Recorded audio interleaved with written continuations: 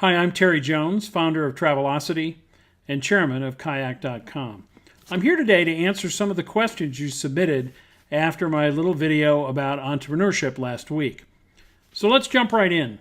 Sharice asks, is starting a business just about making money?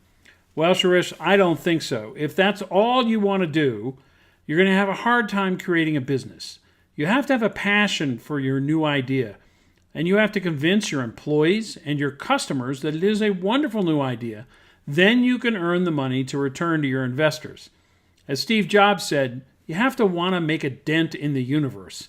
That's the big idea. Have the big idea. If it works well enough, the money will flow soon after. Now, Duridi of Tunisia asks, I have ideas that I express to foreign partners, but I struggle to get them to understand the opportunity. How do you get someone to believe that your ideas are credible? Well, I think, Duridi, you have to develop the elevator pitch. You have to develop that pitch that you can deliver in the 2 minutes you're on an elevator. Deliver it with force and passion. Really hone it down to the core of the idea, and that will help you convince people. Also, if you can, raise enough money to build a prototype, to experiment with your idea so you can actually show it to someone. People believe what they see much more than what they hear about. And if all you have is a PowerPoint deck, it is hard to convince people about your new idea. Now let's look here. Hans Rabati asks, everyone says the beginning is always the most difficult, but this doesn't mean it gets any easier in the latter part. How do you cope with building a business when you're past the point of no return?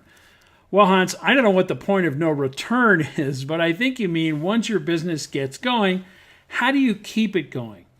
You, as the leader, have to keep focused on the future, and you have to keep communicating that vision to your employees and to your investors, and make sure you listen clearly to your customers and what they're saying. They may cause you to pivot. Maybe you have to change the name of the business. Maybe you have to change the pricing of the business. But stay true to the core ideas of the business, and that will allow you to drive it forward.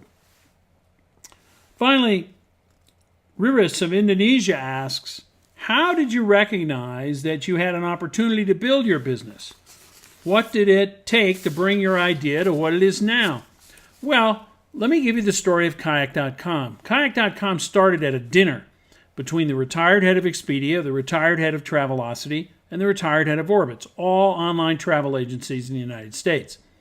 And we were talking about our businesses, and we all noticed that the data showed that our customers were shopping at Travelocity, Orbitz, and Expedia, and then buying from Marriott and Delta and American. So they liked the pricing comparison on the one side, but then they wanted to buy direct, either because they thought they'd get better customer service or they wanted their loyalty points to work. We said, why don't we build a site that simply searches everything, but then allows people to buy direct? We pitched that idea to investors. They liked it. We built a small prototype. Customers were very excited. And today, the company, 7 years later, went public 2 months ago and is now, in terms of searches, the size of Travelocity. So from a small idea with a lot of passion, you really can create a big business. Thanks again for writing. I'll look forward to answering more questions in the future.